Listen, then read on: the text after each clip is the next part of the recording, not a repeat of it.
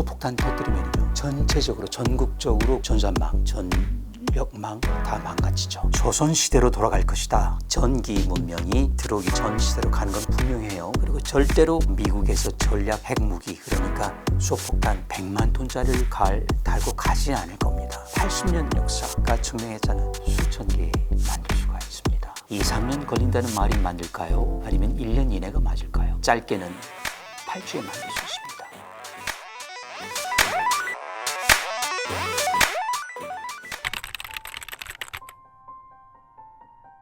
거의 없습니다. 좀 새롭죠? 역사가 증명하거든요. 핵은요, 만들고 갖고 있으면 되는 거예요. 쓰는 게 아닙니다. 쓸 수 없다는 게 무려 70년 넘게 증명됐잖아요. 1945년부터 길게 말하면요, 80년까지 79년인데요. 증명이 됐어요. 그걸 누가 덮을까요? 없습니다. 70년, 80년 동안 증명이 됐는데. 그리고 또 한 가지는 핵무기를 갖고 있으면 위험하다. 근데 그렇진 않아요. 핵무기라는 건요, 어떤 특별한 조건을 줘야지만이 폭발합니다. 그러니까 미국 같은 경우 무려 30번 넘게 잘못해서 떨어뜨렸거든요. 물에, 바다에 떨어뜨리기도 하고 땅에 절대 터지지 않습니다. 어떤 특정한 조건이 있어야 터져요. 그렇기 때문에 걱정할 필요가 없고요. 핵으로 망한 나라가 사실은 둘입니다. 일본은 맞아서 망했고요. 두 발요. 소련은 만들다가 망했고요. 스스로 자멸한 것이죠. 왜냐하면 이제 아까 그 질문으로 다시 갑니다. 제가 답을 아직 안 했는데요. 만드는 것보다도요, 갖고 있는 게 더 힘들어요. 돈이 더 많이 들어갑니다.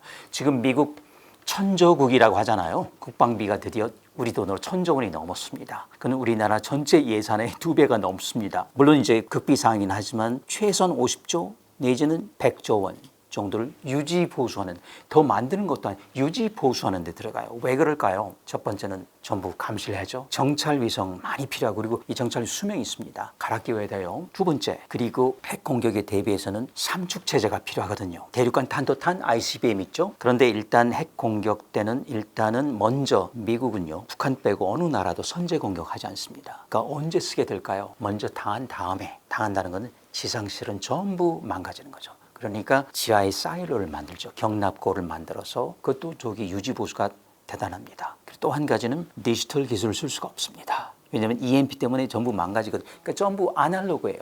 그러니까 이걸 굉장히 수명이 짧습니다. 음극관이라고 아마 못 들어보셨을 거예요. 옛날 50년대 기술 쓰거든요. 일부러요. 그 유지 비용이 대단합니다. 그리고 또 한 가지는요, 마지막으로 핵 잠수함을 유지해야 돼요. 선제 공격에서 남을 수 있는 확률이 가장 높은 게 핵 추진 잠수함입니다. 그 이유는 위치를 파악할 수가 없는 거죠. 물론 가끔씩 위치가 드러나죠. 얼마 전에 로널드 레이건호가 들어왔다, 기타 등등 뭐 여러 핵 전략 잠수함이 들어온다, 핵 추진 항공모함이 들어온다. 근데 그거는 예외적인 경우고요. 실전에서는 알 수가 없습니다. 그러니까 가장 확실한 거는 핵 추진 잠수함에 실어 놓는 거죠. 그러면 핵 추진 잠수함을 유지해야 돼요. 그 한 30년, 40년 가다가 다시 교환을 해야 되거든요. 이런 데 들어가는 모든 비용들, 그리고 이제 공군 기지 있지 않습니까? 전폭기, 전략 폭격기 유지를 해야 되고, 여기에 들어간 그 비용들, 그리고 핵 군사, 이게 많기 때문에 기본적으로 50조 내지는 100조 원 정도면은 우리나라 1년 국방 예산하고 맞먹죠. 57조 원쯤 될 겁니다. 그래서 만들기 전에 이 유지 보수하는 게 이렇게 힘들다는 것도 먼저 알아야 돼요. 그렇지만 우리는 선택의 폭은 별로 없습니다.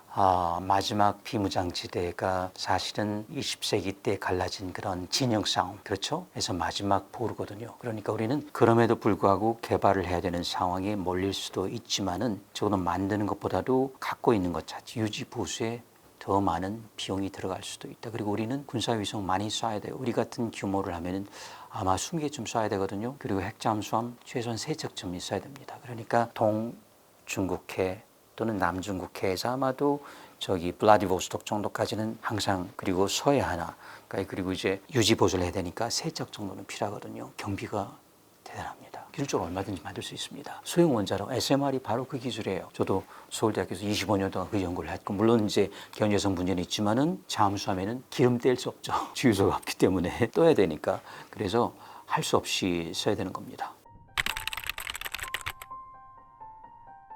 일단 기술만 말씀드리면요, 이제 혹자는 3년, 10년 걸린다. 미국 과학자들은 뭐 5년 걸린다. 그리고 얼마 전에 또 저기 전문가분 나오셔가지고 2년, 3년 걸린다. 근데 대통령은 전에 하버드대에 강연할 때 그런 말을 했다고 하는 것 같습니다. 제가 보진 않았지만, 듣지는 않았지만 1년 이내다. 근데 1년에는 제가 드린 말씀이고 그건 제가 기술자로서 드린 말씀입니다. 저는 다른 기술자들하고 달리 일단 이 우라늄을 실제 갖고 다니거든요. 그리고 MIT에서 특수문제를 전공을 했고요. 그래서 압니다. 2년, 3년 걸린다고 하는데요. 그건 언제적 이야기냐면요. 70년, 80년 전에 미국이 처음 할 때 2년 8개월 걸렸습니다. 그때는 원자로도 없었고 우라늄이 뭔지도 몰랐고 플루토늄이란 것도 그때 만들어야 됐고 아무것도 없었어요.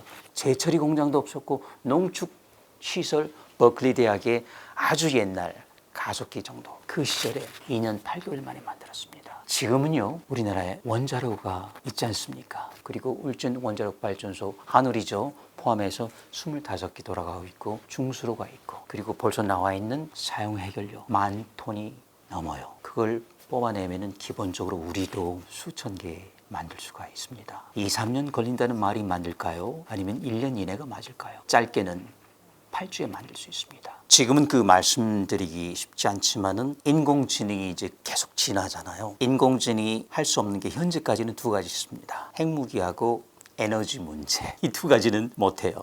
그런데 이게 진화를 거듭하다 보면은요. 어느 땐가 아마도 핵무기도 만들 수 있을 것 같아요. 지금은 아직은 아닙니다. 그래서 아직은 저같이 두뇌에 있는 거를 빼내가지는 못하겠지만은 언젠가 다른 걸 학습하면서 착상을 할 수도 있습니다. 근데 아직은 아니고요. 그러니까 결국은 저 같은 전문가가 만드는 수밖에 없는데 보통 때 우리가 비확산 조약이다, 한미 동맹이다 또는 한미 원자력 협정이다 이런 걸 저촉하지 않고 할 수 있는 작업이 있습니다. 그건 뭐냐면요. 핵폭탄은 크게 말하면 두 개죠. 하나는 땔감, 하나는 얼개, 껍질이죠. 껍질은요 굉장히 만들기 힘들어요. 이 껍질이야말로 늘 말씀드리지만은 TNT, RDX라는 재래식 폭탄 가지고 한화가 있으니까요. 순식간이라면 1억분의 1초 동안에 똑같이 처음 거는 좀 클 겁니다. 한 이 정도 될 것 같아요. 360도로 이 안에 있는 이게 이제 우라늄 덩어리란 말이죠. 이게 아마 제가 보기에는 처음에는 자두만큼 들어가요. 이걸 360도 각도로 정확히 32군데 정도에서 축구공 보시죠. 육각형, 오각형이 거북이 등처럼 붙어 있잖아요. 이 축구공처럼. 자, 32군데에서 조마를 하면은 이게 쫙 가죠. 안쪽으로 터집니다. 이건 이제 내파라고 하죠. 근데 이게 조금 문제가 있는 게요. 이거는 쫙 가지만은 어떤 거는 이만큼 돌아서 가야 돼요. 왜냐하면 이쪽에서 또 조마가 되니까 이쪽에서 돌아가고 그러니까 이거는 조금 천천히 가야 돼. 이건 조금 빨리 가야 돼요. 이거를 배합을 정확히 하는 걸 이제 폭발 렌즈라고 하거든요. 이거 아무런 저촉 없이 만들 수가 있어요. 이것만 되어 있으면은 그 다음에 넣을 건 땔감 그리고 불쏘시개에 해당하는 중성자 이것만 넣으면 되거든요. 그건 벌써 준비가 되어 있어요. 원자로에서도 쓰고 있고 하기 때문에 이제 집어넣으면 되는 거죠. 그래서 굉장히 빠른 시간. 그래서 이제 1년 이내에 충분히 만들 수 있다. 물론 그게 이제 더 커지고 그 다음에 또 위력이 세지려면 시간이 걸리겠지만 그리고 이제 핵 잠수함까지 만들 때 시간이 걸리겠지만 시제품 만드는 건 분명히 1년 이내이고 정말 짧은 그 소위 디지털 모캅 정도까지는 8주, 2, 3개월이면 된다. 많이 단축되죠. 그래서 이제 그 마지막 단계가 8주 정도에서 시제품이 나오잖아요. 그럼 이제는 시제품을 그냥 3차원 인쇄기 3D 프린터에 연결하는 거죠. 재료를 정확히 집어넣으면 정확히 만들어져 나와요. 그리고 이제 크기가 큰 것까지 나옵니다. 그래서 원자로도 미국의 일부 국립연구소 중에서는 드디어 3차원으로 부품을 제작하거든요. 그런데 원자로를 제작한다면 원자폭탄은 당연히 가능하죠. 그리고 또 하나 왜 2, 3년이 아니고 왜 1년도 아니고 왜 8주에 가능하냐. 그 이유는 이미 나가사키 폭탄 설계도가 인터넷에 떠돌아다니고 있습니다. 일반인의 눈에 보기에는 그냥 PDF 파일인데요. 제가 보기에는 바로 제작이 가능해요. 3차원 화학 기술, 디지털 기술이 우리가 발전해 우리 IT 정보기술 강국이잖아요. 그러니까 그런 점에서는 대단히 유리한 위치에 있는데 반대급부도 있죠. EMP에 대해서는 가장 취약한 나라죠. 정보기술이 발전하고 전산망이 넓게 퍼져 있는 나라일수록 EMP 전자기 폭탄에 약하죠. 그래서 그러니까 예를 들어 우리 같은 경우는요. 정확한 위치가 소백산 위에 약 100km 정도에 있으면 곡갈처럼 쫙 퍼지거든요. 그럼 거의 휴전선까지 오고 제주도는 아니면 본토가 다 쌓입니다. 거기서 수폭탄 터뜨리면요. 전체적으로 전국적으로 전산망, 전력망 다 망가지죠. 근데 그게 상당히 심각합니다. 왜냐하면 일부만 망가지면 복구를 할 수 있는데요. 복구할 수가 없는 거죠. 그리고 전시 때는 수출입이 제한되죠. 그래서 조금 과장하는 분들은 조선시대로 돌아갈 것이다 하는데 그건 이제 과장이지만 그만큼 전기 문명이 들어오기 전 시대로 가는 건 분명해요. 물론 복구하면 되겠지만 그런데 이제 EMP는 가장 취약하지만 그렇지만은 인공지능, 3차원 인쇄기, 기타 대량 생산, 연탄찍기라고 하는 조금 조속한 표현이지만 하기에는 가장 유리한 입지에 있고 그리고 얼마든지 할 수 있다 이런 말씀을 드린 거죠. 네, 앞당길 정도가 아니고 앞당길 필요가 없는 게 벌써 개발이 돼 있습니다. 단지 EMP탄이 그거는 원자탄, 수소탄을 쓴 게 아니고요. 재래식으로 할 수 있습니다. 물론 위력은 약하지만 충분히 역할을 할 수가 있죠. 뭐 경우에 따라 우리가 제대로만 겨냥하고 있으면은 어느 핵폭탄에 이거 쏘면은 안 터져요. 첫 번째. 근데 그건 사실 힘들죠. 날아오는 권총, 총알을 총알로 맞추는 거면 어쨌든 간에 가능성은 있죠. 그리고 이제 정전탄이라는 게 있어요. 같은 개념인데요. 정확한 이름은 이제 탄소 섬유인데요. 거기에 이제 니켈을 섞으면은 크롬, 기타 섞으면 이게 자탄이라고 해가지고 일단 쏴요. 적군에 뭐 북한이 되겠죠. 얘네 쏘면은 터지죠. 상공에서. 그러면 이제 소위탄처럼 퍼져요. 그게 이제 어디를 가느냐? 전선마다 가는 거죠. 넓으니까요. 그러면 이게 단절, 그러니까 숏컷이니까 합선되는 거죠. 그러면 이제 전국적으로 뿌리게 되면은 전기망이 그렇죠. 그러니까 사실은 전력망이라고 해야 되겠죠. 전부 마비되니까 그것도 굉장히 위협적이죠. 상당히 발전을 해서 실전 배치됐을 가능성도 있고, 그러니까 그건 이제 방패 수준이죠. 왔을 때 어떻게 할 건지 또는 이제 대량 공격인데 이게 통하지 않는 게요. 핵을 갖고 있는 경우는 통하지 않아요. 아무리 노력을 해도 비대칭이에요. 그리고 아무리 재래식 폭탄으로 하겠다. 그렇지만 가장 큰 재래식 폭탄이 위력이 11톤짜리거든요. 미국이 갖고 있고요. 소련은 항상 2배, 3배니까 44톤짜리 재래식 폭탄이 있어요. TNT 44톤. 그런데 히로시마 작은 폭탄이었거든요. 15,000톤이죠. 비교가 안 되는 거예요. 그렇죠. 그렇기 때문에 EMP도 핵 EMP는 400km 상공에서 하면 미국 전역이 타격을 받거든요. 그런데 재래식 EMP는 물론 안 가진 것보다는 못하지만 이건 아직 세 발의 피죠. 핵을 가진 나라한테는 꿈쩍하지 않습니다. 굉장한 게 하늘에서 뚝 떨어진 것 같죠? 원자로예요. 그리고 미국에서 맨 먼저 만든 게 SMR이고 그게 들어가 있는 게 핵 추진 잠수함이고 핵 추진 항공모함이에요. 그게 이제 밖으로 나온 거기 때문에 벌써 지금 상용은 먼저 만들었습니다. 근데 왜 대형이 됐을까요? 경제성이 없기 때문에요. 그러니까 키워서 경제성을 맞춘 겁니다. 그 당시 경쟁을 해야 되기 때문에. 이제는요, 화력이 문제가 아니고, 그러니까 석탄도 문제가 아니고, 가스도 문제가 아니고, 석유도 문제가 아니고, 재생 가능 에너지하고 경쟁을 해야 되거든요. 태양, 풍력하고, 그러니까 굉장히 쌓아야 돼요. 그러니까 지금 나온 거는 굉장히 시대착오적인 발상이죠. 그래서 제가 그러는 게 아니고, 미국에서도 얼마 전에 이제 보고서가 나왔습니다. 싸지도 않고 안전하지도 않고 그리고 폐기물이 덜 나오지도 않고. 우리가 왜 새로운 원자로를 개발하려고? 첫 번째는 안전해야 되고 싸야 되고 그리고 폐기물 좀 덜 나왔으면 이 세 가지를 다 맞추지 못한다면 그리고 마지막으로 핵 무기 확산성이 그대로 있다면 전용 가능성이요. 그러면은 중동에서는 당연히 갖고 싶어 하죠. 그래서 저는 왜 이런 말씀드리 제가 25년 동안 서울대학교에서 물론 학생들하고 한 것이지만은 이걸 연구했거든요. 러시아도 갖고 자 이걸 물로 하면 이런 문제가 있으니까 증기 폭발하고 후쿠시마처럼 되니까 액체 금속으로 돌릴까. 여러 국리 프랑스도 갖고 독일도 갖고 미국도 갖고요. 근데 경제성이 없어요. 그런데 제가 학교를 떠난 지가 이제 3년째 돼가는데 그동안에 기적이 여러 번 일어났을까요? 그랬다면은 SMR은 희망이 있어요. 근데 기적이 일어나지 않은 것 같아요. 제가 안테나가 낮았지 모르죠. 그러면은 이거는 아니에요. 그러니까 경우에 따라서 그러니까 경제성이 문제가 되지 않는 경우가 군사적 목적이 있을 때 우리 같은 경우는 굳이 작은 나라이기 때문에 항공모함 필요 없지만 핵 추진 잠수함은 우리가 보복 공격을 하려면 필요해요. 왜냐면 우리는 땅덩어리 좁기 때문에 아마 지상 그리고 지하 사일로도 살아남기 힘들 겁니다. 그러면 나머지는 그 전폭기 벌써 공군기지 전부 뭐 수원, 오산, 군산 뭐 전부 성주에 있는 사드 기지까지요. 다 망가집니다. 그러니까 마지막에 기댈 때가 잠수함이라서 그렇죠. 그래서 거기에 쓸 수는 있습니다. 그런데 그런 목적이 아니라면 SMR 보세요. 얼마나 저기 즉흥적인지 보세요. 얼마 전에 저기 뉴스켈이 만든 보이저라고 하는 6기가 들어온다. 갑자기 그게 떴더라고요. 너무 놀랐는데 경주, 간포 또 울진 왔다 갔다가 사라지고요. 그다음에 경주 산단 이야기 또 얼마 전에 대구 군비 마구 돌아다녀요. 이건 뭐냐면 그냥 툭툭 던져보는 거예요. 그러면서 예산 확보를 하는 거죠. SMR 개발하기 위한. 그런데 저는 옳지 않다고 봅니다. 왜냐하면 벌써 경제성이 없다는 게 중요해요. 증명이 됐는데요. 그리고 많은 그 양심 있는 미국 핵과학자, 특히 양심 있는 맥팔레인이라고 하는 핵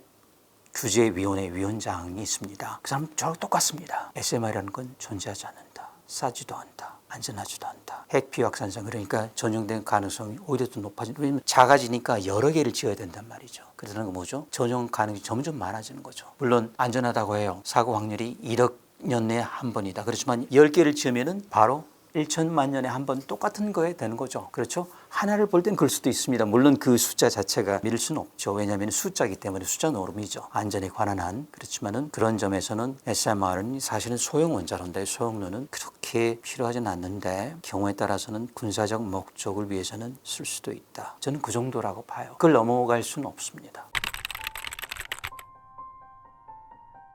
무한 신뢰를 하면 얼마나 좋겠습니까? 그렇지만은 현실은 그렇게 녹록지 않습니다. 그리고 아시죠? 우산이라고 하는 거는 폭풍 불면 그대로 날아가죠. 근데 폭풍 전야란 말이죠. 그 폭풍 뭐냐? 북한하고 러시아가 맺은 준군사 동맹, 유사시 들어올 수 있는, 저도 살펴봤습니다. 이거는 그냥 군사 개입이라고 보여요. 굳이 애들로 표현한 거죠. 미국이 있기 때문에. 근데 두 가지 경우라고 봐요. 미국 걸 근처에 갖다 둘 테니까 뭐 구암일 수도 있고 일본 무슨 항구일 수도 있고요. 뭐 어쨌든 그렇습니다. 초음속 미사일은 1분, 2분 대거든요. 이거 오는 데는 아무리 빨라도 1시간, 2시간이에요. 안 맞죠. 첫 번째는 좀 맞지 않는 것. 그 다음에 두 번째는요. 어떻게 되느냐면요. 참 이런 말씀 드리기 쉽지 않은데 만약에 정권이 바뀐다면은 우리 생각보다 훨씬 더 핵우산이 접힐 수도 있죠. 핵우산이 접히는 시점은 언제냐면은 이제 주한미군 철수죠. 그때 두 가지 길이 있어요. 이걸 핵우산을 접는 대신에 핵 공유로 들어간다. 그러니까 나토식이죠. 또는 아태. 지금 저희 북대서양 조약기구 있는 것처럼 확장을 한다. 우리 제안을 하는 거죠. 자, 핵우산 치우는 대신에 주한미군 철수하는 대신에 자, 북대서양 조약기구를 보아라. 물론 미국이 주축이지만 캐나다도 있고 그리고 독일, 튀르키예까지 있습니다. 그리고 놀라운 영국, 프랑스도 있어요. 미국이 세계 경찰을 하기에는 너무 늙었고요. 그리고 너무 힘들어요. 그러면 일본 어차피 근핵무기 보유국이니 우리나라 대한민국도 하겠다. 그래서 마치 영국, 프랑스가 미국을 보조하는 것처럼 한국, 일본이 보조하고 미국 그대로 있어. 그러면 우리가 그 한미 동맹 이런 걸 훼손시키지 않고 확장되는 거예요. 그래서 우리는 자연스럽게 핵 우산에서 핵 공유로 가면서 자체 핵무장을 하는 거죠. 그리고 경우에 따라서는 그때는 공유하고 있던 핵을 가져가도 된다. 물론 이 말씀을 드리는 이유는 아무리 독일 공군 기지에 50기가 있고 튀르키예에 있고 이태리에 90기가 있고 튀르키예 90기 한 250기가 있어요. 그리고 자국 폭격기 실을 수 있습니다. 그런데 독일, 튀르키예 공군 조종하겠죠. 누르는 거는 미국 대통령이에요.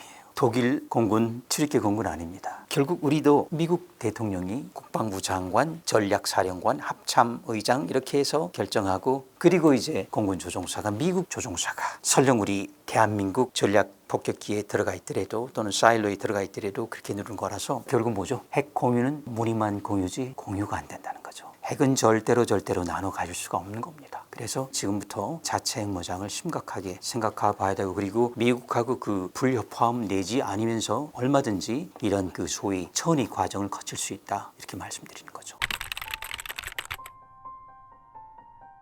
그거는 사실 하나만 한 말인 게요. B-52H는 사실은 맨 처음에 히로시마 나가사키에 떨어뜨린 그 정도의 전략 폭격기거든요. 그런데 지금은 그게 거의 필요 없는 시대가 됐어요. 말씀드렸지 않았습니까? 그 ICBM 대륙간 탄도탄 그 당시 1940년 없었습니다. 그러니까 그렇게 갔죠. 굉장히 위험하거든요. 왜냐하면 요격당할 수가 있어요. 물론 지금 하는 거는 이제 아마 스텔스 기능이죠. 그러니까 레이더 방해 기능. 그래서 이제 레이더의 망에는 마치 그냥 조그만 독수리 한 마리만큼 보이게 하는 그 기술일 뿐이지 새로운 건 하나도 없습니다. 그리고 절대로 미국에서 전략 핵무기 그러니까 수소폭탄 100만 톤짜리를 달고 가지 않을 겁니다. 80년 역사가 증명했잖아요. 가잖아요. 그건 뭐냐면은 이제 세계 3차 대전이라는 거죠. 아닙니다. 일어나지 않아요. 서로 핵무기를 갖다 보니까 이제 9나라 됐잖아요. 아직도 유효한 거는 그 전술 중에 MAT죠. 상호 확증 파괴. 미쳤다고 하죠. MAD. Mutually Assured Destruction. 네가 쏴? 나도 쏠 거야. 너도 나도 다 죽는 거. 누가 쏠까요? 푸틴 쏠까요? 물론 지금 벨라루스 가서 훈련하고 잔뜩 하죠. 국경 근처에서 못 쏩니다. 쏠려면 진작 쐈죠. 이스라엘 보세요. 보통 사흘 안에 전쟁을 끝나는 나라죠. 그리고 핵무기 갖고 있다고 해요. 쏩니까? 못 쏘잖아요. 그 하마스, 이제 헤즈볼라에다 후티 반국, 이제 이란이 들썩들썩 하잖아요. 이란이 못 쏜다는 걸 알기 때문에. 그렇기 때문에 저는 그런 일이 일어날 거라고 보지는 않지만 어쨌든 간에 그건 뭐냐면 단순합니다. 정치 외교적인 어떤 몸짓이죠. 제스처. 그래, 신냉전 체제 우리도 준비할게. 그건 할 수 없이 힘의 균형을 취한 겁니다. 그래서 그렇게 되면 우리가 굳이 비확산 체제의 탈퇴 또는 그 한미 동맹 와해, 주한미군 철수 이런 거 걱정하지 않고 자연스럽게 미국과 합의하에서 결정하기 때문에 우리가 무슨 무역 제재, 경제 제재 걱정할 일도 없고 우리는 꾸준히 그동안에 인공지능 그리고 4차, 5차 산업혁명 그리고 정보기술 발전시키고 하면서 우리 지금 보세요. 세계 10위 경제 대국이죠. 이제는 5번째 정도로 올라가야 되지 않겠습니까? 그래서 저는 크게 걱정 않습니다. 저절로 해결될 것이고 지금 막 전쟁이 일어나거나 그렇지 않습니다. 물론 미국 쇼에서는 그렇게 하는데 그건 그 사람들 하는 수법이에요. 그래야지 미국이 정신 차리니까 거기까지예요. 당장 한번 전쟁 저는 그렇게 보지 않습니다. 지금은요 한 나라에 또는 한 반도에 3차 대전이 우려되는 상황 이거는 그 차원이 다른 겁니다. 핵 비확산 약속했는데 한반도 비핵화 약속했는데 그는 평화로울 때 정말 평화를 원하잖아요. 그러면 전쟁에 대비를 해야 되는 겁니다.